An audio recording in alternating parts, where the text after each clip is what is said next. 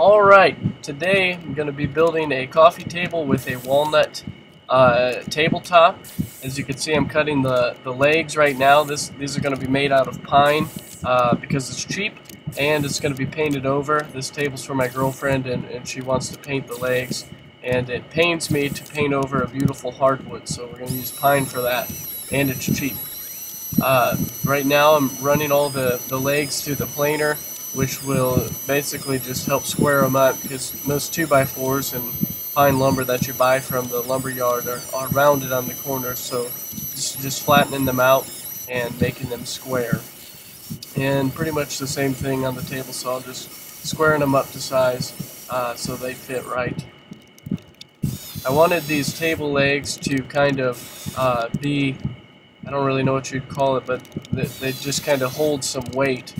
So as you can see, I'm cutting out a shoulder that will help hold some of the weight of the table. As you can see here, I'll hold it up to the camera so you can see.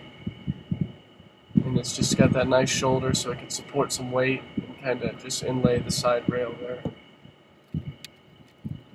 Now it's time to screw them together. I'm using a countersink bit first. As you can see, I'm going through and drilling that hole, then going back through and putting the wood screws on.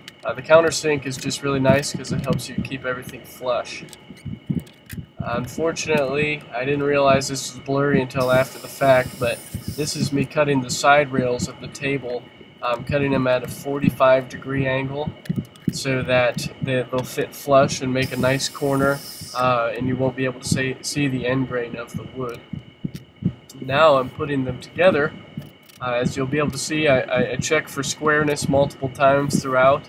The worst part of this whole thing would be if I put the whole thing together and it sits wobbly or sits crooked. So you just want to always check and make sure everything you're doing is square. You can also see that clamps can be your best friend when you're trying to build stuff. This is a pocket hole joinery jig that just helps you drill good pocket holes. This will be to attach the tabletop later. As you'll see that later in the video. And this is a much speeded up version of how you flatten out rough sawn walnut lumber. It's a whole lot cheaper to buy it rough sawn, and I like to finish it myself. Unfortunately, the place we got it from, well, as you'll see soon, they cut all the boards to different lengths. So in the future, I'll probably just buy the whole full-length board and do it myself to make sure that I get it done right. As I said, this is a much more speeded up version than what it actually takes, and I didn't actually film the whole thing because I thought it would be kind of boring for y'all to just sit and watch as the boards get planed down to size. And the next thing you'll see is going to be the tabletop. This is going to be the underside of it. I'm just kind of marking everything up to get it to size so I can use my pocket hole system to screw the top together. It just makes for a quick and very solid finish. As you can see, there's the two boards that are way long. Now this is after it's all been joined together. I'm just sanding it down, 4 nails that are sticking up, or so after I'm finishing it I can set it on the nails and it won't mess up the bottom. Now you just got to sand the tabletop. I'm using 100 grit here, and then I'll sand with 120, 150, and 220 all by hand. This is the finished top.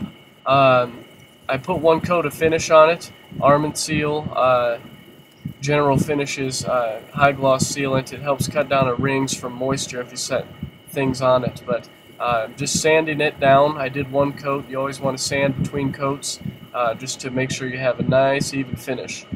You always want to stir the product before you put it on, because if you don't, it could come out choppy. You might not get the full finish, and it would just make for an all-around bad tabletop. And the key to doing a good finish and to applying it correctly is to do nice and long strokes. So I just kind of get it all on there and do that bottom edge, and then I'll go back and do the entire thing with just long strokes, taking off the excess. This is the table bottom being attached. As you can see, it got painted magically by my girlfriend, and I am now attaching it, and here it is.